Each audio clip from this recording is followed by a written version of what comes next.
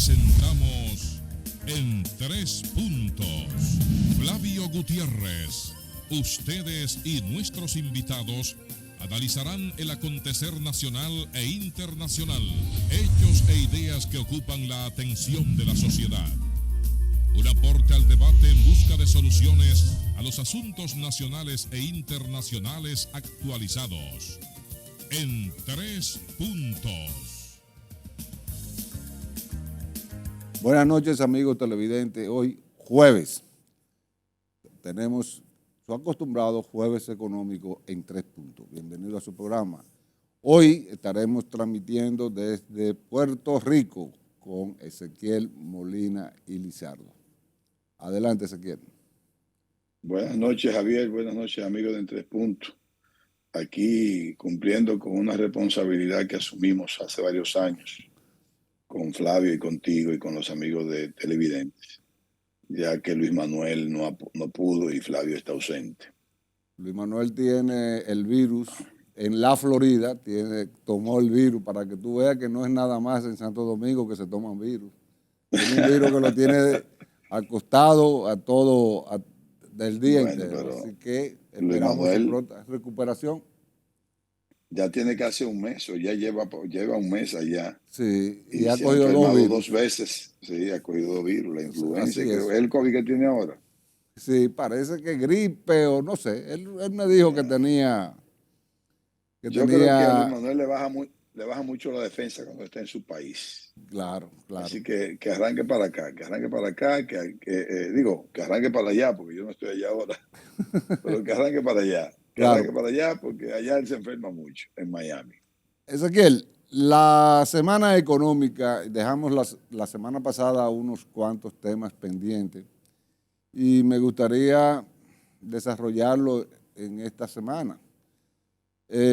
Comenzando por el tema de los combustibles, que el gobierno en un momento determinado dijo que cuando los precios internacionales se acercaran a los $70 el barril, pues iba a haber una reducción. Y a veces el barril del petróleo se ha puesto a $69, se ha puesto a 68, a 70, y los combustibles en la República Dominicana no han tenido ningún impacto. Esos precios tan altos que consumimos los dominicanos de los combustibles, pues eso se refleja en la actividad económica que se está realizando. ¿Cuál es tu opinión sobre ese tema? Mira, te voy a hablar de ese tema porque me hiciste la pregunta, pero después de ese tenemos que hablar necesariamente de la reducción de la tasa de política de referencia al Banco Central. Que también ha venido. Que es el tema más fresco que tiene la economía dominicana en estos momentos. Sin embargo, te voy a hablar del tema de los combustibles. Mira, excúsame, Javier, que me excusen los amigos televidentes, pero yo estoy con el gobierno de que todavía no baje los combustibles, aun cuando dijo que lo iba a bajar de 85 hacia abajo. El gobierno lo que dijo fue realmente que entre 85 y 115 no lo iba a subir, pero no dijo que de 85 hacia abajo lo iba a bajar. Él lo dijo que iba a congelar el precio de los combustibles cuando estén de 85 a 115. Toda vez que recuérdense que nosotros vimos el año pasado el barril del petróleo llegando a 115, a 120, 122 en un momento dado. Ahora la tendencia está a la baja, tanto que ya hemos visto en un momento dado el petróleo a 61. En estos momentos creo que está a 68. No estoy actualizado al día de hoy con el combustible, pero el día de ayer escuché y leí que estaba a 68, el que cogemos de referencia que es el West Texas. Yo no escuché al gobierno decir que lo iba a bajar, de 85. Ahora, sí lo dijo, estoy de acuerdo en que no cumple su palabra, toda vez que el gobierno tiene en estos momentos muchas cosas que resolver. Por ejemplo, vaya, no es que lo estoy justificando lo que está haciendo, pero ya hizo un bono madre. Entonces tiene bono madre, bono luz, bono gas, bono vivienda, bono escolar, bono supérate, la doble. O sea, tanto que está gastando. Déjeme decirle que el gobierno ha aumentado lo que va de año. El gobierno ha dado más de 21 mil millones de pesos en subsidios sociales. El programa Supérate, lleva 18.000. Y en el caso del sector eléctrico, lleva 8.000 millones más que en el mismo periodo de enero-mayo que el año pasado. Van por 38.000 millones de pesos de subsidio eléctrico en lo que va de año. Y la tendencia, Javier, es que llega a 110.000 millones, algo nunca visto. Algo nunca visto en la República Dominicana, que un subsidio eléctrico llegue a más de 100.000 millones. Entonces, no le pidamos al gobierno que baje los combustibles porque el petróleo está bajando, cuando también está compensando. Todavía el gobierno está dando 4.000 millones de pesos en subsidio, aunque no necesariamente el usuario es el consumidor del detalle. Recuérdense que el gobierno da subsidio al combustible a diferentes escalas. Le da al sector generación, le da al sector de generación eléctrico, le da a otros sectores y le estuvo dando al consumidor final mientras tuvo sobre 85. Entonces está compensando. Por lo tanto, no es tan fácil para el gobierno cumplir con, sí lo dijo, con bajar el petróleo cuando baje de 85. Sin embargo, el precio de los combustibles tiene un impacto frontal con los precios en la República Dominicana. Si queremos precios bajos, tenemos que hacer algo con respecto a reducir o buscar la forma de que los combustibles lleguen al consumidor final de una forma menos cara que la que estamos pagando en este momento. Lo que tú dices es una realidad. Hay demasiado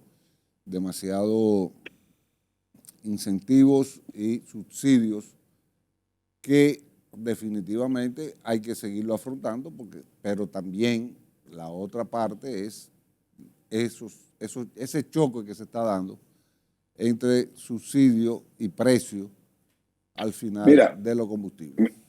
Mira, te interrumpo, Javier. Tú sabes que uno como analista, para uno intervenir en los análisis de diferentes temas, de una u otra manera tiene que hacer algunas investigaciones. Así es. En el caso del combustible, hay una gran intermediación entre el producto inicial, ya sea el que vamos a refinar como el producto que traemos ya refinado, que es el importador, hasta el consumidor. Hay 3 intermediarios. Primero es el Estado, el primer intermediario. Bueno, el importador es el primero. Luego sigue el Estado. Luego sigue el transportista y luego sigue el distribuidor. El detallista. Digo, el detallista. O sea, estamos hablando de 4. El que importa, el Estado, que tiene impuestos, el transportista y el detallista. Esos cuatro tienen altísima rentabilidad. Y déjeme decirle cuál es el gran tema. El tema del importador tiene rentabilidad porque es tan vulnerable o tan variable el precio que los que importan, los que compran el producto por contrato a largo plazo, pagan precio arriesgándose a que suba y baje. El riesgo de las diferencias de precio y de esas variaciones que se dan a diario es de ellos. Entonces vamos ahora al gobierno. Ese nunca pierde. Tiene Esa es sus la casa del casino.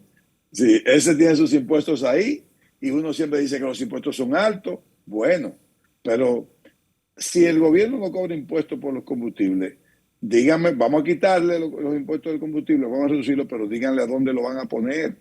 Porque ya el Estado no se puede ahora abocar a quitar impuestos a los combustibles, dejar de recibir ingresos fiscales para recibir menos de lo que ya recibí, porque si ahora mismo tenemos un déficit de 3.5, dime tú que ahora el gobierno también reduzca los impuestos al combustible para reducir sus ingresos.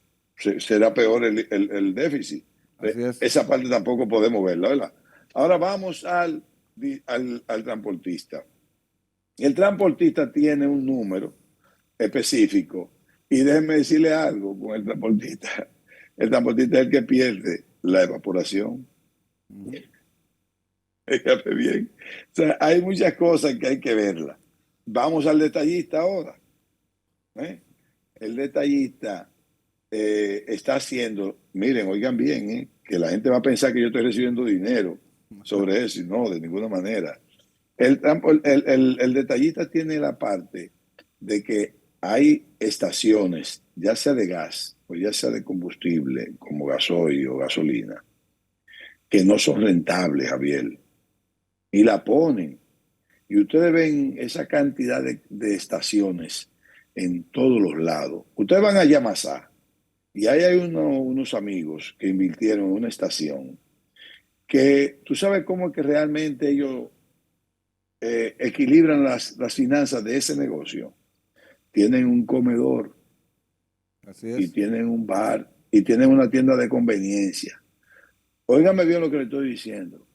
La tienda de conveniencia, el bar y el restaurante, es que le compensa a ellos el tener esa estación ahí, porque la cantidad de combustible que ellos venden no compensaría el gasto y la inversión que hicieron ellos en esa estación. Para que la gente crea, no entienda eso.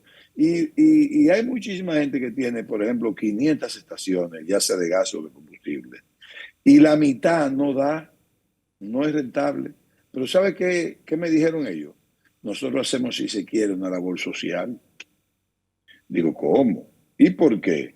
Digo, Ezequiel, vamos a decir, dime un lugar donde hay una estación de gas o de combustible. Dime uno, cualquiera. Cualquier carretera entre Barahona y Pedernales. Ponle cual que tú quieras ahí. ¿Tú crees que es rentable tener No, una estación ahí? No es rentable.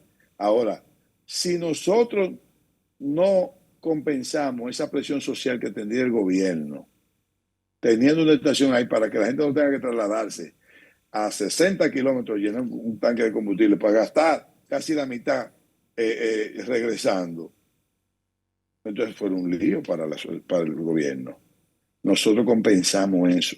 Entonces, al final lo que buscamos son la venta consolidada de todas nuestras estaciones, consolidamos los gastos, consolidamos las ventas y tenemos beneficios. Porque la gente entiende que si dice 12 pesos por galón, tú te ganas 12 pesos por galón. así es. No te ganas los 12 pesos por galón. O sea, Claro, eso es, ese es complejo, ¿eh? Es complejo el asunto. ese es la compensación. Pero Ezequiel, vamos a continuar con ese tema y otros temas después de la pausa. Está bien.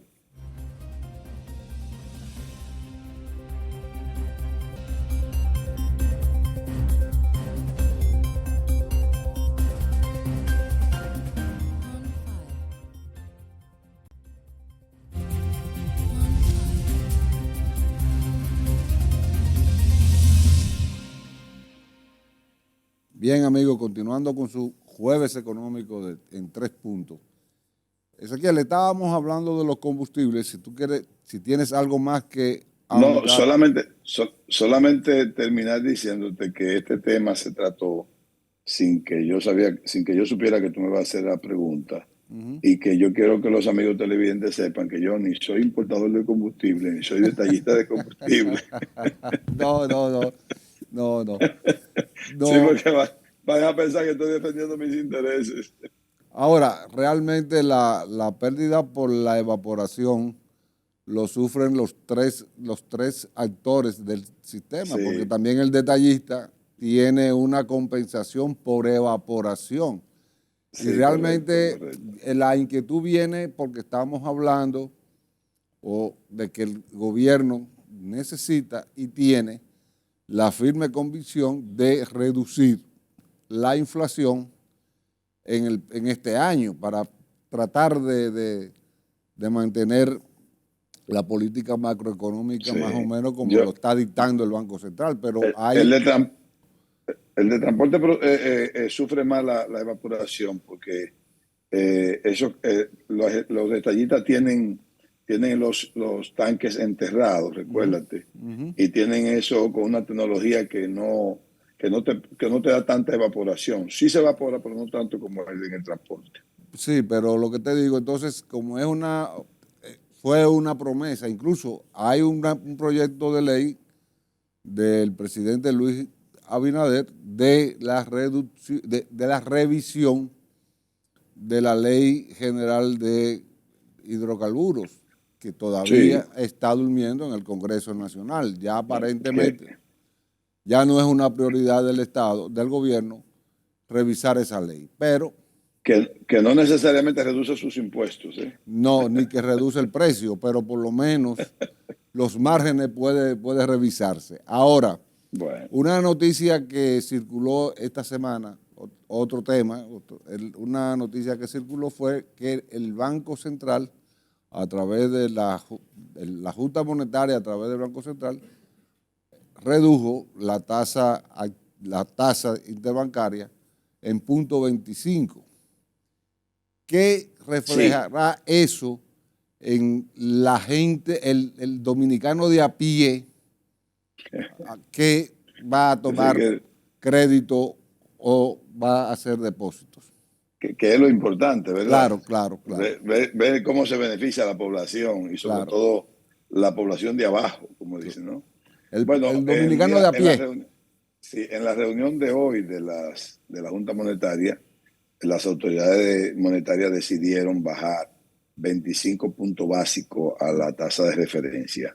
Recuérdense que el 31 de mayo había reducido ya 50 puntos básicos, o sea, tuvimos una tasa de política de referencia de 8.50 durante más de un año, comenzó a subir en noviembre del año 2021 y llegó hasta 8.50, desde 3 a 8.50.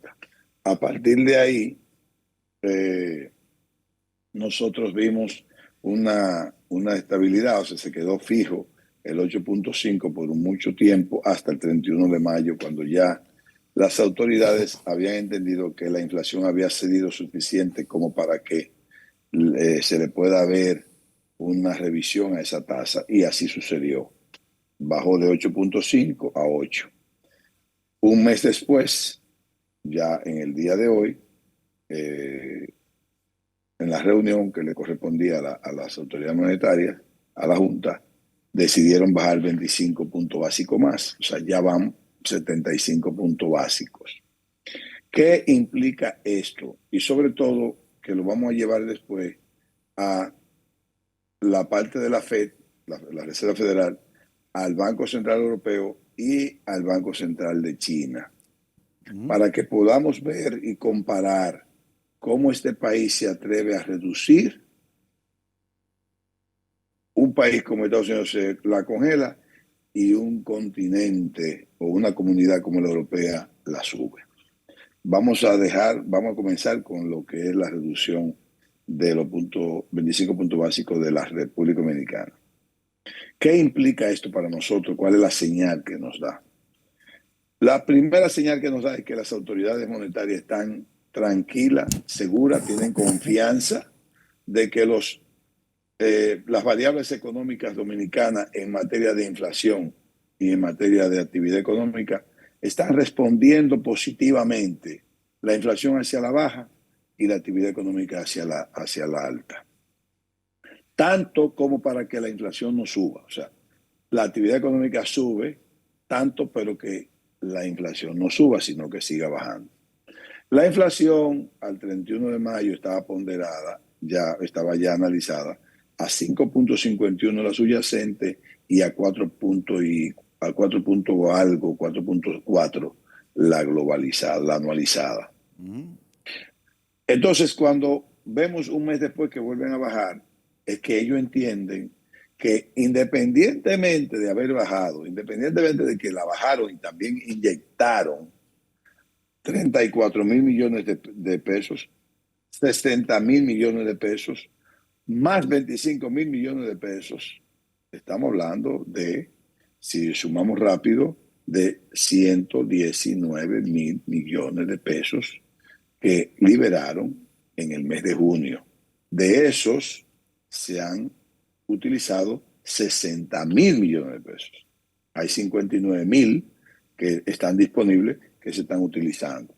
Pero recuérdense también que hay 16.000 de enero de la parte de la construcción de bajo costo, que si lo sumamos a los 59.000, entonces tenemos 75.000 millones de pesos disponibles, una parte para viviendas, construcción de viviendas y adquisición de viviendas de bajo costo, y el resto para activar la economía con nuevos préstamos.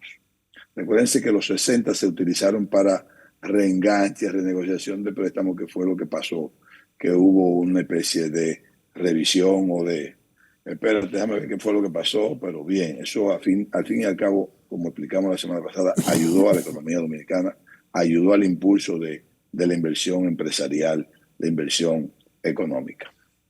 Entonces, esos 25 puntos que da la señal de que la economía va bien, da la señal de que aquellos empresarios que dicen, pero los proyectos que todavía seguíamos con ellos congelados, vamos ahora a reactivarlos. La economía, el consumidor dominicano, el comerciante dominicano, ya comienza a entender que pronto su institución bancaria le va a comenzar a prestar dinero más barato. También se afecta la tasa pasiva. Se afecta la activa hacia la baja y se afecta la pasiva hacia la baja. Sin embargo, Javier, es bueno que ustedes entiendan esto. La tasa activa baja más rápido que la pasiva. Y miren por qué. Si tú y yo tenemos un depósito en nuestra institución bancaria que empezó en febrero y nos estaban dando un 8% y firmamos un certificado a un año, la institución no lo puede bajar. Tiene que dejarlo hasta febrero con el 8. Hasta que se termine, hasta la vigencia del certificado. Hasta que se termine. No la puede bajar. Ni nos puede entregar el dinero. Ese certificado se queda ahí a un 8. A un 8 se queda. Y eso es interesante porque si tú tienes una inflación por debajo del 5, entonces ya tú tienes una tasa positiva, no una tasa negativa, como estaba pasando el año pasado. Sin embargo, la activa sí baja. ¿Por qué? Porque los bancos comienzan a prestar. Estamos hablando de cosas que no sean de consumo. Porque si el banco te prestó en febrero a una tasa de un 20, de un 22, un 24, un 18 para consumo, usted esa tasa no la va a ver bajada, disminuida. ¿Por qué? Porque usted firmó un contrato a 3 años o a 4 años, donde el banco te dice muy claro, si lo quieres saldar, paga una penalidad. ¿Por qué los bancos hacen esto? Porque los bancos tienen que asegurar lo que se llama la ponderación de tasa, los promedios ponderados. Porque también la institución bancaria es un negocio, no es una beneficencia. Entonces, ellos tanto hacen la ponderación en tasa pasiva como hacen la ponderación en tasa activa. Pero la tasa activa baja más rápido. ¿Por qué? Porque tú puedes buscar la manera, de una u otra forma, de conseguir un préstamo. Es verdad que te lo dicen para qué tú lo quieres, es para préstamo nuevo, muy bien. Sin embargo, el banco comienza a entender que si tu tasa, que no sea para consumo, está un poco alta, ellos dicen, bueno, vamos a ir ponderando. Si ya el Banco Central me benefició como institución con 5.000 millones de pesos a un 3% y puedo conseguir 3.000 más, entonces ya yo, en vez de tener tasa a un 8, a un 7 del Banco Central, ahora tengo un 3, comienzo a hacer ponderaciones de tasa. Y digo, pues yo puedo bajarle a estos préstamos que son de empresas que tienen préstamos para proyectos que de una u otra manera pueden ser un poco onerosos los impuestos, las tasas. Y entonces fíjate cómo las tasas activas pueden verse reducidas más rápido que las tasas pasivas. Eso la gente no lo entiende. Y la gente a veces sataniza mucho la parte bancaria y la parte financiera. Pero aquí hay una conciencia clara y sobre todo que hay una vigilancia de la Superintendencia de Banco y del Banco Central para que tampoco los bancos quieran ganar más dinero de que le corresponde y de que la economía asimila. Porque al final, tanto el banco como los bancos comerciales como el Banco Central, lo que buscan es precisamente que haya una dinámica económica. No es simplemente que se haga un altísimo beneficio. A veces vemos instituciones bancarias declarando muchos beneficios que tienen que hacerlo por ley, pero es porque hacen un rejuego con tesorería, de dinero de tesorería. No es necesariamente los préstamos y los depósitos, esa diferencia de tasa que le da todo ese dinero. Ahora, la otra, tú quisiste, vámonos a la pausa, Ezequiel, para Sí, volver a Europa y a... vamos a comparar Claro, cómo aquí reducen y en otros no. claro, vámonos después de la pausa y continuamos con ¿Cómo su no? jueves económico. Muy bien.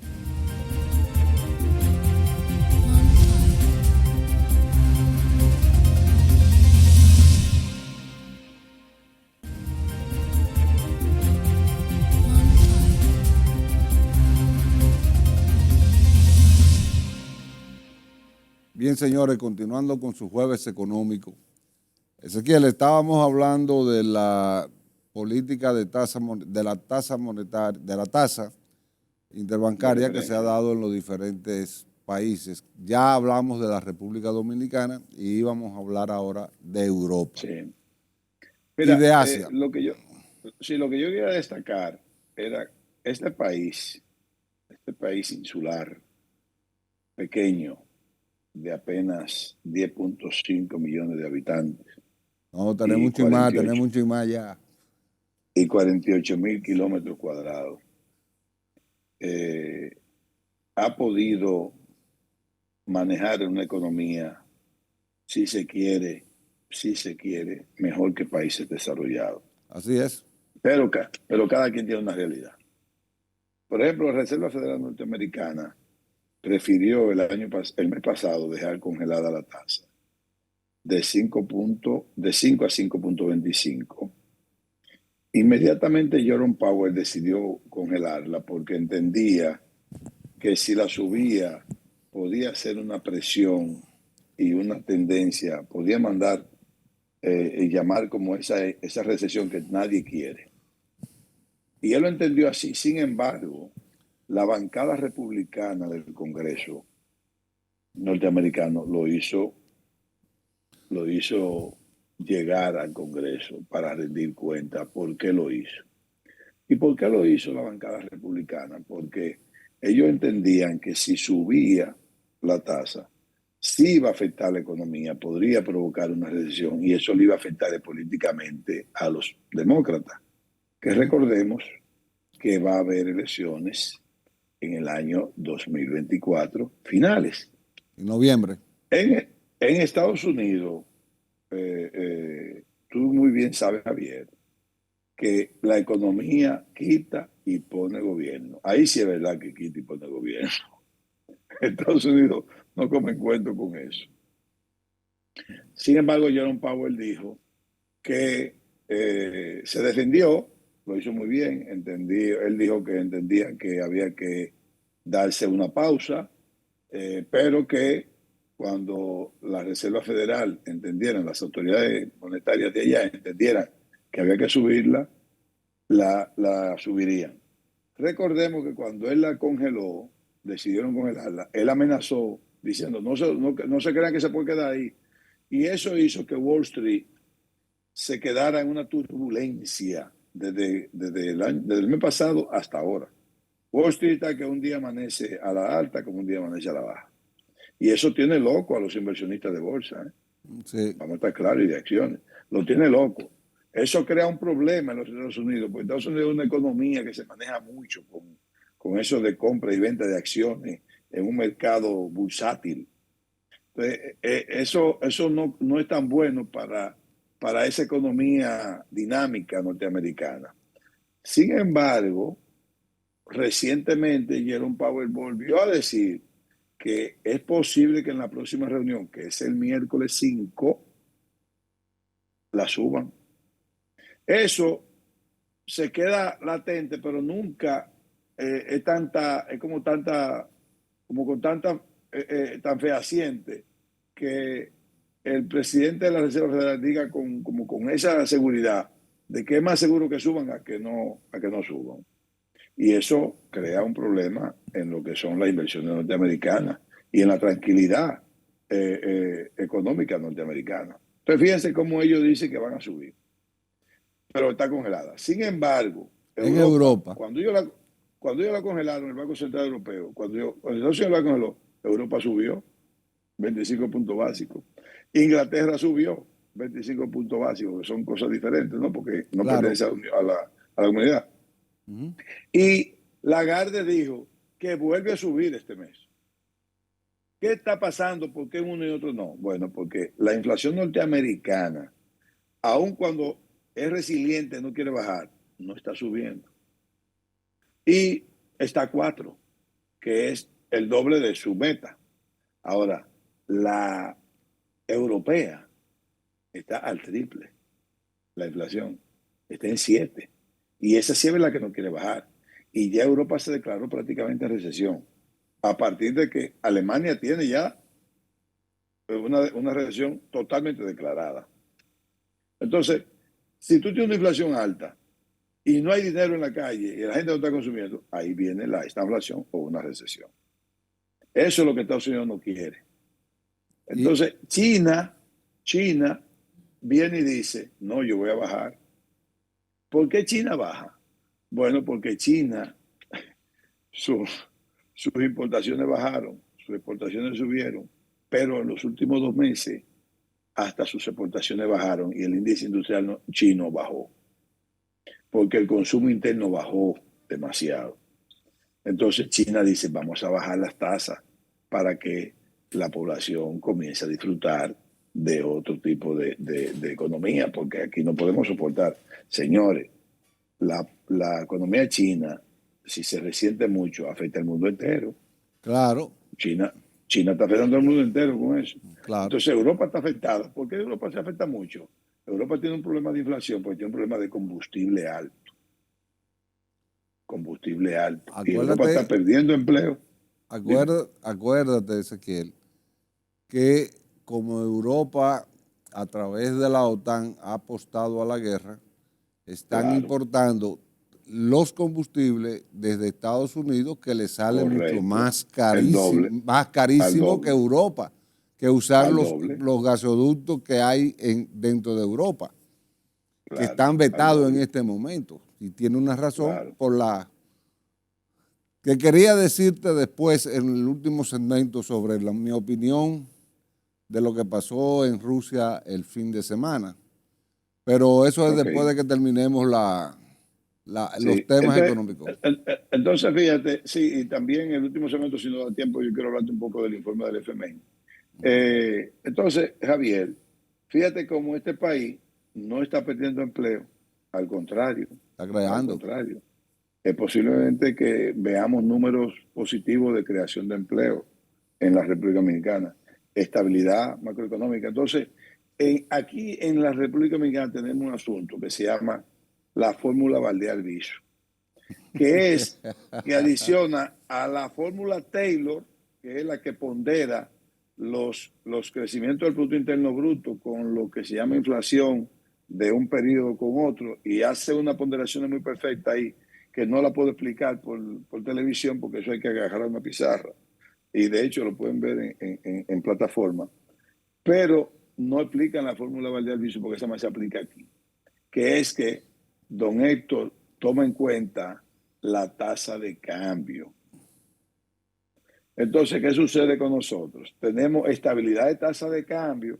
Sí. De hecho, vimos que se apreció el peso, aunque ahora está perdiendo un poquito de valor, pero mínimamente llegó a 54, ya está 55.10, 55.15. Pero, ¿qué sucede? Esa fórmula de Valdeal-Viso que pondera la tasa de cambio, que toma eso en cuenta, nosotros tenemos 16.400 millones de dólares en reserva monetaria. Eso ayuda a que si hay un efecto especulativo de alguien o de alguna institución que quiere inventar o especular con la tasa para subirla más de la cuenta, hay dinero suficiente para que ni suba mucho, ni tampoco baje lo que tenga suficiente como para desmotivar las importaciones. Hay un equilibrio. Uno dice, pero eso es un manejo, hay que dejar la cosa libre. No, yo no estoy diciendo que aquí no la tenemos libre, lo que tenemos es administrada. Esos son los que dan resultados en un país como este, dándole confianza a los inversionistas extranjeros. Por eso que nosotros tuvimos en el año 2022 $5.800 millones en inversión extranjera en zona franca. Para que ustedes estemos claros en eso, señores. La inversión extranjera directa fueron 4.000, pero hay inversiones que no se contabilizan de esa manera, que fueron mucho más. ¿Por qué? Porque da tranquilidad en la economía. Nosotros tenemos una economía estable, bien manejada. Esa es la fórmula Valdés Albizu, pero Valdés Albizu. Vámonos a la pausa. O Valdés Taylor, como ustedes quieran. Vámonos a la última pausa y continuamos en breve. Muy bien.